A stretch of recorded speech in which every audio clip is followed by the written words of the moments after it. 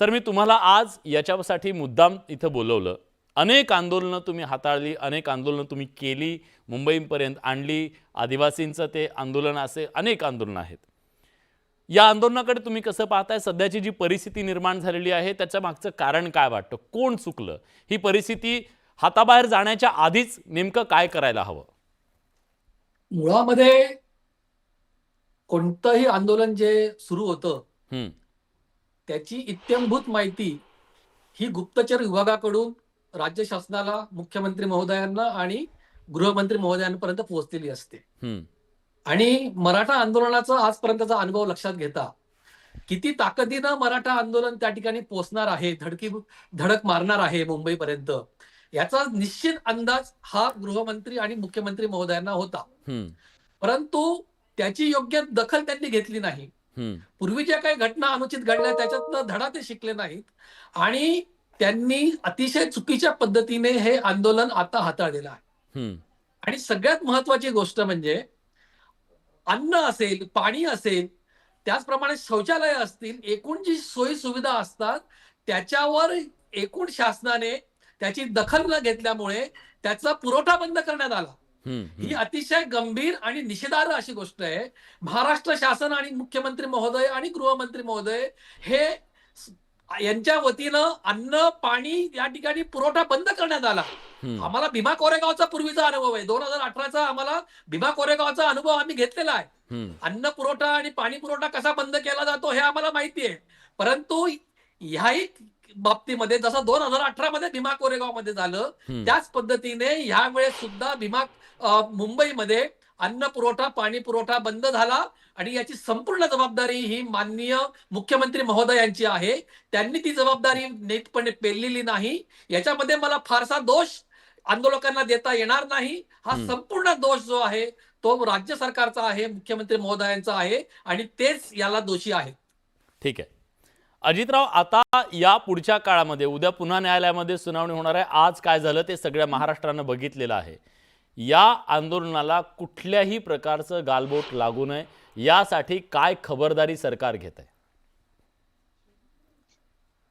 नाही, वेगवेगळ्या माध्यमातून आम्ही त्या ठिकाणी इंटेलिजन्स तर उत्तम पद्धतीने घेत आहोतच, परंतु एक आपल्याला सांगतो, इथं आजपर्यंत एकही कुठं वादाची ठिणगी उडाली नाही. त्याचं कारण असं, प्रशासन आंदोलकांशी अत्यंत नम्रपणे वागतंय आणि माननीय मुख्यमंत्री उपमुख्यमंत्र्यांच्या सूचना आहे की आंदोलकांना कुठल्याही पद्धतीने तिथं बळाचा वापर होता कामा नये. कारण आता ही सगळी मंडळी मुंबईला आलेली आहेत. मुंबईत आल्यानंतर काहीसा थोडासा अधीरपणा आहे की आता मात्र हा प्रश्न सुटला पाहिजे. त्यामुळं बऱ्याच ठिकाणी काहीशे आमचे आंदोलक आक्रमक होत आहेत, काही ठिकाणी रस्ते अडवले जात आहेत. हे खरं आहे सगळं. मुंबईकरांना या अशा आंदोलनाची सवय नाहीये, कारण मोठ्या संख्येनं आंदोलक आलेले. पण सगळ्यात मोठी खबरदारी याच्यामध्ये, विलासजी, मला असं वाटतं आपण थोडं प्रशासनाचं याच्यामध्ये, आपण पत्रकार आहात, तिथली सगळी परिस्थिती भौगोलिक सगळी आपल्याला माहिती आहे. निश्चितपणे आपण त्यांचं मनोबल वाढवण्याची आता आवश्यकता आहे. निश्चित आपण त्यांचं मनोबल वाढवू. ऑलरेडी मी सांगितलं, माझ्या निवेदनात सुरुवातीला सांगितलं, ऑलरेडी या यंत्रणेवर प्रचंड ताण आहे. आणि ही कोण माणसं आहेत? पोलीस म्हणजे कोण आहेत? आपल्यातले आहेत ना. हे का कुठून परग्राहून आलेत का? आपल्यातले आहेत ना हे सगळे. आणि या सगळ्यांवरचा ताण पण आपण समजून घेतला पाहिजे. पोलिसांना जर सर निष्पक्ष तुम्ही विचारला, सर माझी विनंती आहे तुम्ही बघा, आम्ही जे गावाकडनं आणलेल्या भाकरी आहेत ना सर, भाकरी चटणी आम्ही पोलिसांना खाऊ घालायला येतो. हे पोलीस सुद्धा एन्जॉय करायला येते. सरकारला फक्त काय आहे की मराठ्यांची अडवणूक करण्यासाठी, मराठ्यांना थोडस काही लोक बदनाम करण्यासाठी प्रयत्न करायला लागलेले आहेत. माझी विनंती आहे, आपण सुद्धा विलास दादा त्याच्यातनं बाहेर आल्यानंतर बघा, काही पत्रकार ते स्वतः समोर बघायला लागलेले आहेत. आम्ही मराठे जे आमच्या भाकरी आणलेल्या आहेत ना खायच्या, भलेही आम्हाला काही दिवस त्रास दिलेला असं, पण आज आम्ही वाटायला लागलेलो आहे. मुंबईत येणाऱ्या सर्वसामान्य येणाऱ्या वाटसोऱ्याला सुद्धा मराठी जीव घालायला लागलेले आहेत सर. आम्ही काहीही कुणाला त्रास देत नाही आहोत. उलट या मुंबईतला व्यापार वाढलाय. आज तुम्ही बघितलं सीएसटीच्या आजूबाजूला तर प्रचंड मोठ्या प्रमाणात खरेदी आहे. आम्हाला लागणार, आम्ही ताडपत्री घ्यायला. योगेशजी एक गोष्ट करा, एक गोष्ट नक्की सांगा. तुम्ही बाकी इथं बाजू मांडताय, तुम्हाला मांडणं गरजेचं आहे. मनोज जरांगे पाटील यांनी दिवसातून 5 ते 6 वेळा अशा परिस्थितीत त्यांना बोलावं लागतंय ना, याच्यातच सगळं फेल्युअर आहे. त्यांना एवढ्यांदा सांगावं लागतंय ओरडून ओरडून की बाबा नका करू असं काही. याच्यात सगळ्या गोष्टी आलेल्या आहेत. तुम्ही बाजू मांडता तो भाग वेगळा आहे. अरे तो माणूस जीव पणाला लावलाय तिथं. अशा परिस्थितीमध्ये गांभीर्य हरवता कामा नये. ही गोष्ट तुम्हाला मान्य आहे की नाहीये? नाही, हे 100% मान्य आहे. मनोज दादा जरांगे पाटलांवर जे प्रेम करणारे लोक आहेत, त्या आंदोलनाच्या बाबतीत ज्याला भूमिका माहिती आहे, अशी सगळी माणसं मी जबाबदारीने सांगतो, हे शिस्त पाळायला लागले आहे. पण आता सध्या काय आहे, आज 4था दिवस आहे आणि सरकार प्रचंड मोठ्या प्रमाणात इगो करायला लागलेलं आहे. हे महाराष्ट्र दिसायला लागले. पूर्वीचे प्रोएक्टिव्ह राहिलं पाहिजे ना. एकनाथ शिंदे साहेब फार ते मंत्री पाठवायचे, काही बऱ्याच गोष्टी पाठवायचे. अशा गोष्टी आता दिसत आहेत का?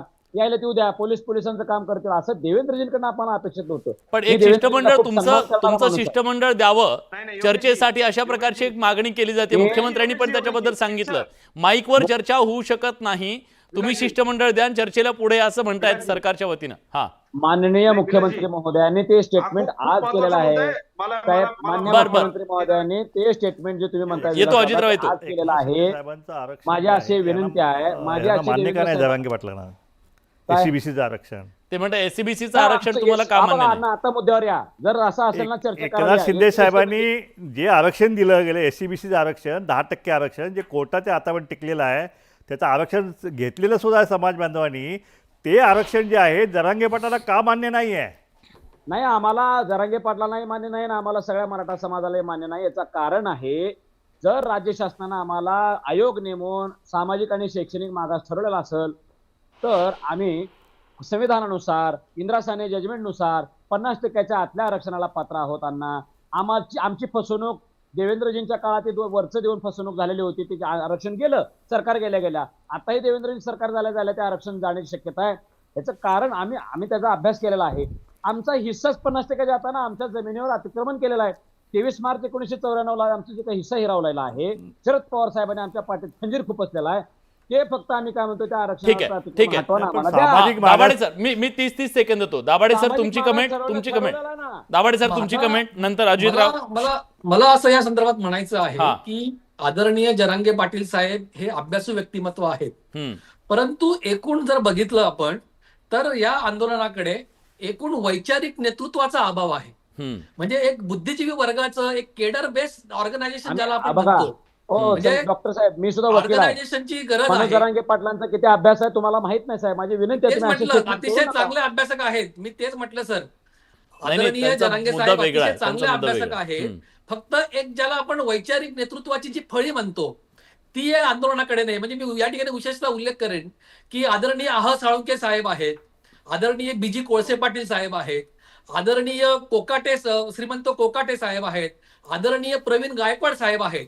ही संपूर्ण विचारांची बुद्धिजीवी मंडळी जी आहे, जी एका अर्थाने मराठा समाजाचं एक वैचारिक नेतृत्व करू शकते, ही संपूर्ण मंडळी या आंदोलनामध्ये आपल्याला दिसत नाहीये. या गोष्टीचं मला वाईट वाटतं आणि आश्चर्य पण वाटतं.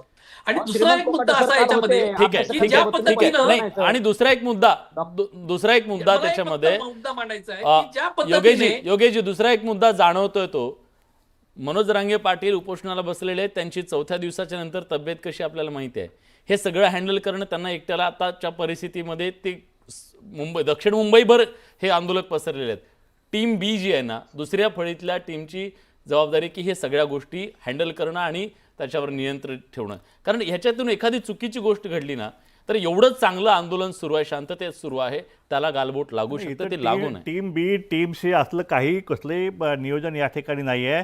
कारण जर अशा प्रकारे एवढं मोठं आंदोलन हाताबाहेर गेलं तर या देशामध्ये 2 आंदोलन अशी पाहिली, जे मणिपूरचं आंदोलन जे आरक्षणाची लढाई झाली त्याच्यामध्ये सुद्धा शेकडो लोक मारले गेले. मला महाराष्ट्रात राजस्थानचं जे आहे मला कुठला उल्लेख करायचा नव्हता, मला कुठल्याही याचा उल्लेख करायचा नव्हता. समजणे वाले को इशारा काफी असं म्हणतात, तसं आपण सूचक बोलावं म्हणून मी महाराष्ट्रातल्या जनतेला सांगतो. कदाचित तुम्हाला आज आता असं वाटत असेल की या गोष्टीचा एवढा बाऊ का केला जातोय आणि माध्यमांवर सुद्धा खूप बोललं गेलं, पण तसं नाहीये. ही मुंबई आहे, संवेदनशील आहे.